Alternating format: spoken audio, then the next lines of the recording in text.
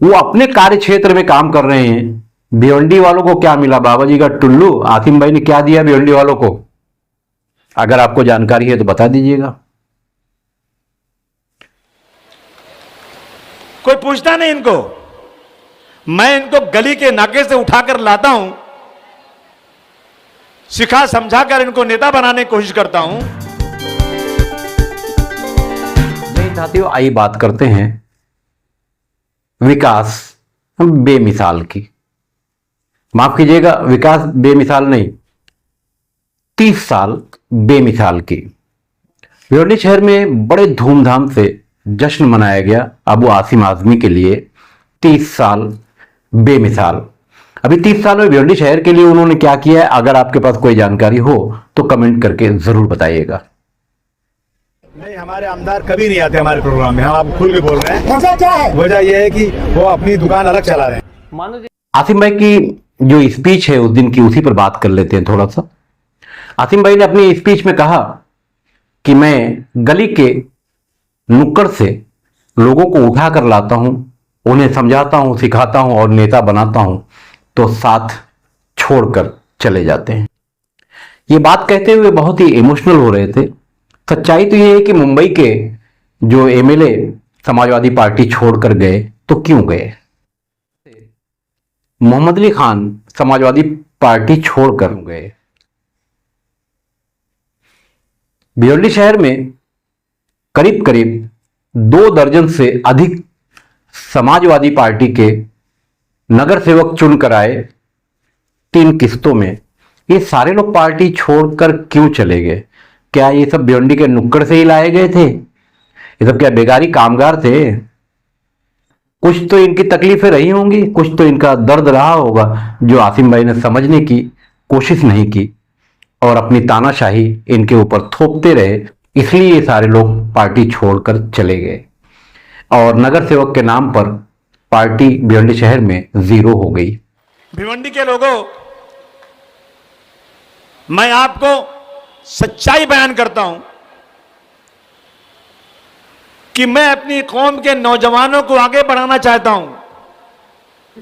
तो ये वीडियो जो आप सुन रहे थे, ये भी अबू आसिम आजमी से संबंधित है।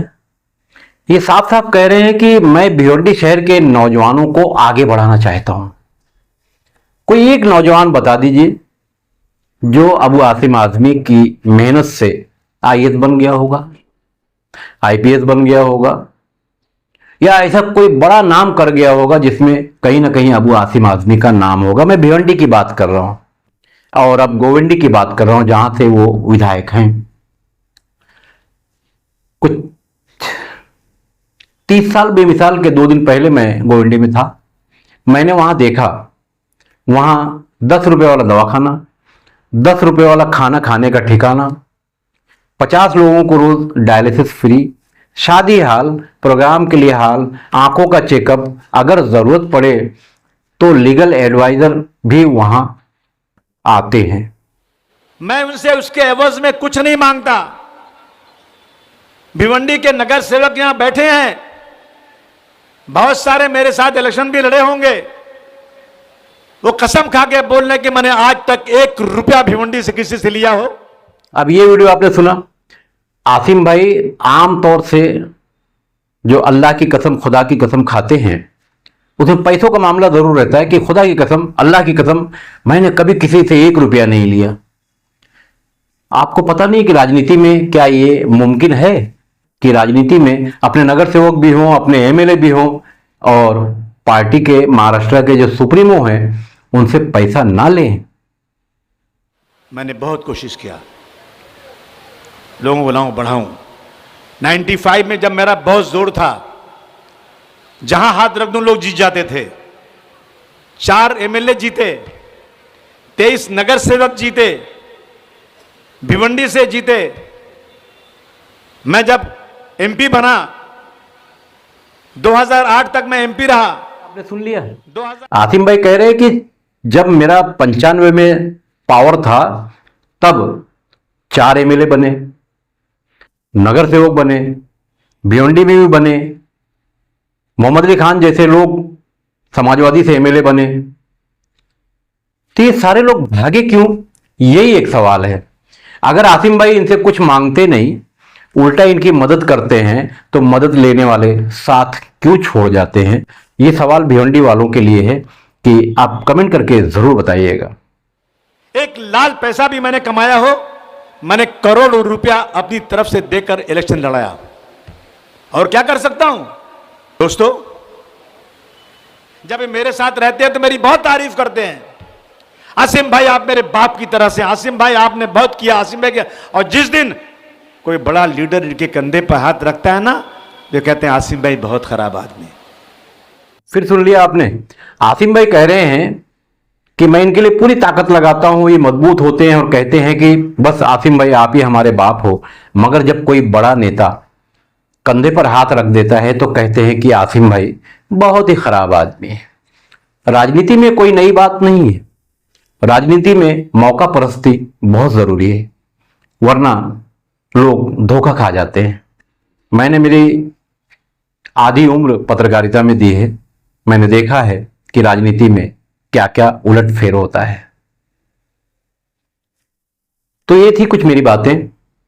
अब वो आसिम आजमी ने जो कुछ कहा वो तो आपने पहले भी सुना होगा, आज भी सुना है।